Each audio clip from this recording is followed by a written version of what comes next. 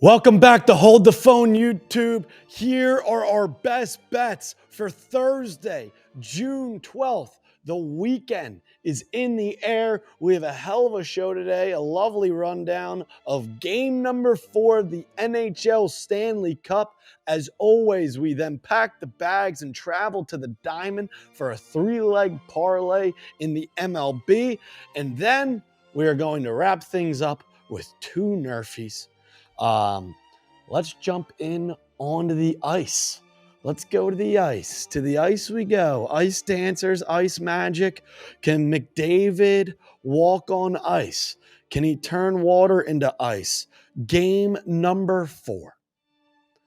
The Oilers drop back to back. The Panthers just seem to have complete control of this series right now.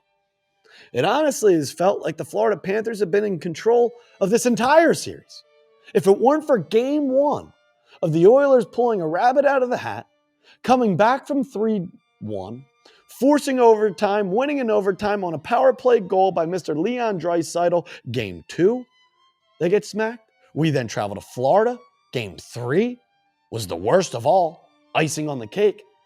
So game 4, we now are looking at 2-1 series. A 2-1 series. Florida Panthers up 2-1. Did the Oilers pack their hockey sticks or did they pack their golf clubs? Are they going to just stay in Florida, go down 3-1, then travel back up and the series is fucking dead? If the Oilers lose this game, the series is over. I know last year in 2024, the Edmonton Oilers were up and then they went to a game 7 and ended up losing that game 7 to the Florida Panthers. They weren't up, they're down, whatever. Look, we're not beating around the bush. Back against the wall for the best player on earth. We're going to take the fucking Edmonton Oilers, all right? No funny business. No playing around. We want a series. We don't want 2-2. We need 2-2. Get the job done. Put the sack on the table. You can't drop 3 in a row against the Florida Panthers. You split at home in Edmonton. Now you got to get the job done and split in Florida. The sky is falling right now for the Oilers. But with that being said, tide has to turn. Turntables must turn. McDavid, Draisaitl, please make this a series.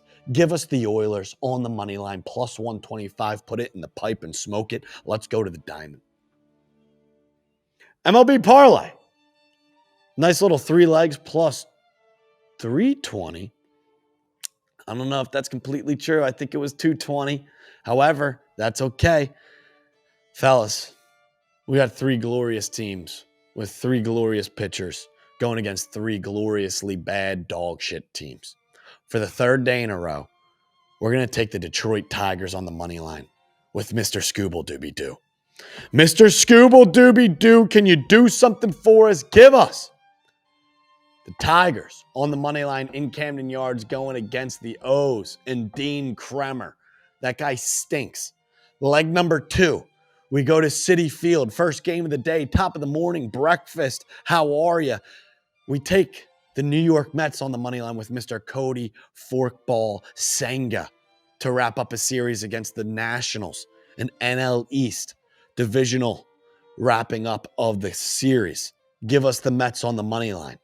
And for leg number 3, it's a new series, a very good baseball team coming off losing a series in Philadelphia.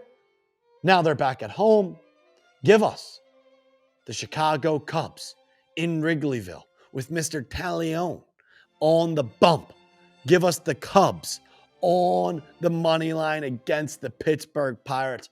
The Pirates have no business traveling out of a Miami Marlins series over to Chicago and getting the job done in game 1 of a series against a team who just dropped a series against the Philadelphia Phillies.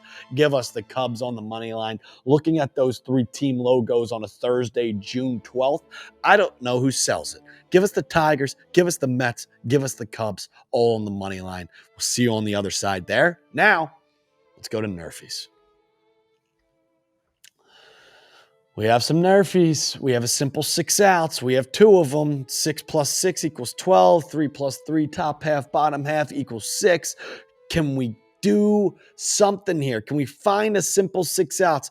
NRFI number 1, Houston, we better not have a problem because we have Mr. Valdez taking the bump for the Astros going against Davis Martin, who hasn't been too shabby for the Chicago White Sox, but for some reason, it feels like every time I take a Chicago White Sox NRFI, they score in the first. The dog shit AAA White Sox score in the first. I don't know what. It seems if the White Sox only played in the first inning, if they only played 6 outs each game, they would be the best team in Major League Baseball. It seems like every time I take a White Sox NRFI, it's the White Sox scoring.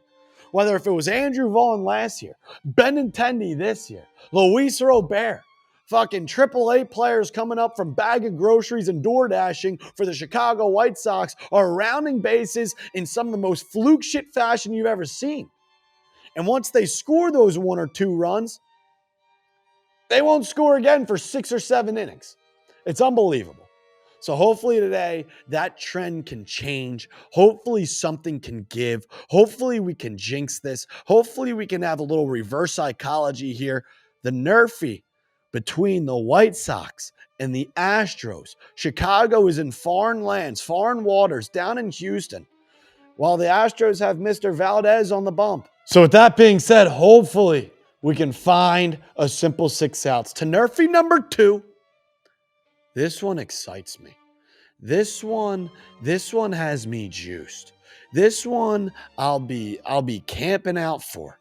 We're going to travel to Milwaukee in an NL Central divisional matchup. And like I said before, I love NRFIs of game 1 of series between 2 in-division opponents.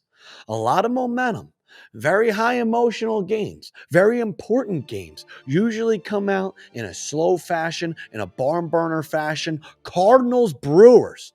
Give us the NRFI between the Cardinals and the Brewers. Mr. Sonny Gray, a guy who has a long history of NRFIs. We have a long history of taking his NRFIs. I think his middle name at this point is NRFI. Sonny Gray going up against Jacob Misirowski.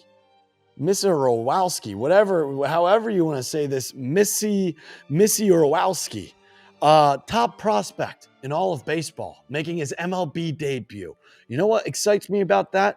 These guys who are stepping in the batter's box, the Mason Wins, the Mr. Contrerases, they've never seen this man before. That plays in our favor. So with that being said, Mr. Gray, Mr. Misirowski making his debut.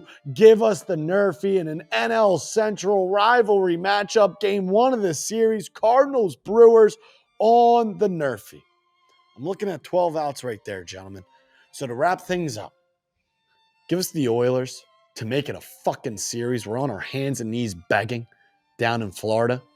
Our MLB Parlay with the Tigers, the Mets, and the Cubs. Scooble, Senga, Talion, and our 2 NRFIs. 1 NRFI in Houston, 1 NRFI in Milwaukee.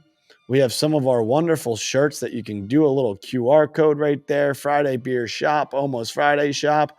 Whatever it is at this point, you can find all of our merch there. If this parlay hits, some Glue Guy merch, some NRFI merch, everything in between. Go check it out. Fellas, drop a like on the video. Drop a like on the video because that's more important. It's most important to get new eyes on the page. Comment your favorite play of the night, your lock of the night. Tell us what we should be riding, what we should be fading, and also drop a sub. So those are the plays for Thursday, June 12th. We will see you tomorrow, 6-legger Friday. It's going to be very special.